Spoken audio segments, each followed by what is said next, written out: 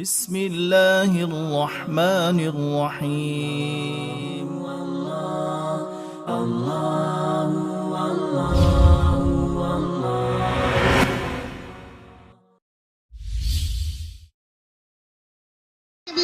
البنات الحمد لله حمدا كثيرا طيبا مباركا فيه، وأشهد أن لا إله إلا الله وحده لا شريك له، وأشهد أن محمدا رسول الله.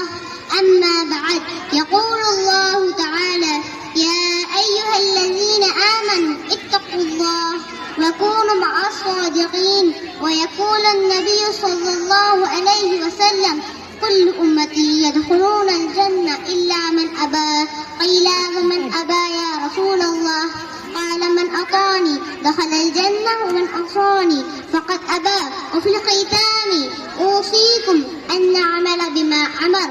والسلام عليكم ورحمة الله.